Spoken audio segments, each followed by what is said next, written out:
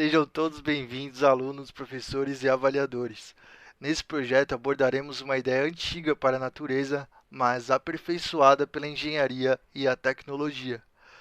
Bom, para começar e logo tudo fazer sentido, precisamos entender a etimologia da palavra sentido. A palavra sentido tem origem no latim sensus, que significa faculdade de sentir, percepção ou sentimento. Deriva do verbo latino sentire, que se refere a perceber pelos sentidos, ou sentir. A etimologia relaciona-se à experiência sensorial e à compreensão, evoluindo para significar também direção, significado ou orientação. O nosso corpo opera com 7 sentidos e utilizamos eles para interpretar a realidade em que vivemos. Nossos sensores orgânicos capturam sinais da realidade que nossa mente, por sua vez, interpreta e dá significado.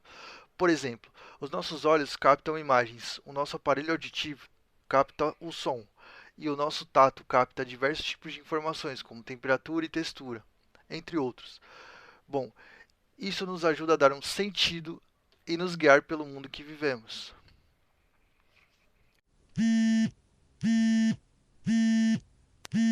Calma, eu sei que esse papo está muito filosófico, mas a gente já vai chegar na engenharia. Com o tempo, aprendemos a identificar que certos sinais estão diretamente relacionados a alguns resultados. E o maior exemplo disso são os batimentos cardíacos na medicina, quando o médico vai monitorar um paciente.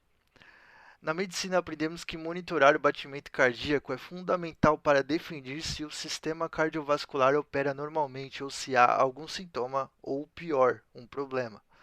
Sentir e interpretar os dados é crucial para isso. Dito isso, agora sim vamos para a parte da engenharia.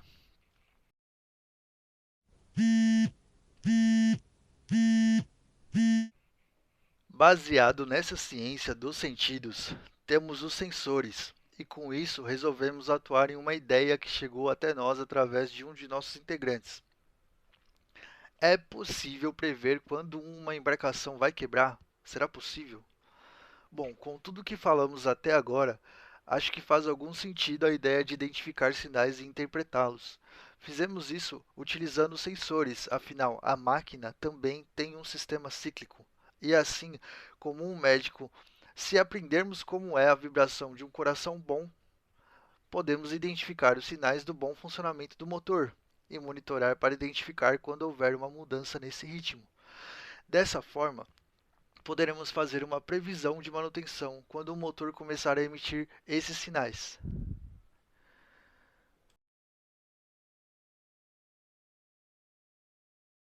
Passando do mundo das ideias para o mundo da prática, conversamos com a nossa comunidade externa, a empresa LCAP Serviços Navais, e entendemos que na manutenção preditiva é fundamental monitorar a vibração do eixo do motor, pois um eixo que vibra demais gera desgaste e é sintoma certeiro de manutenção em breve.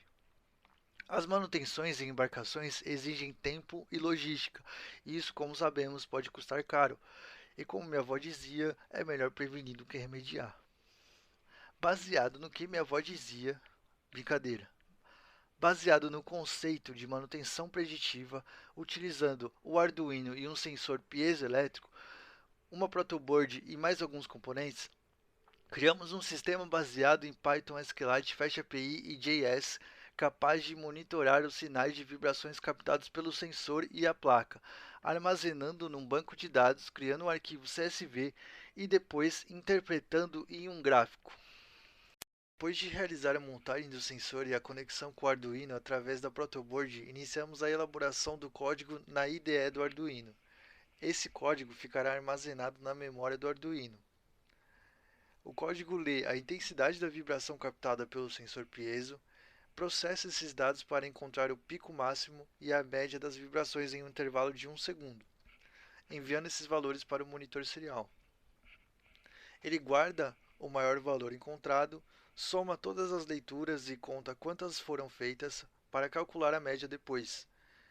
E um adicional visual. O LED do pino 11 acende se a vibração for maior que 40 em um limiar de sensibilidade.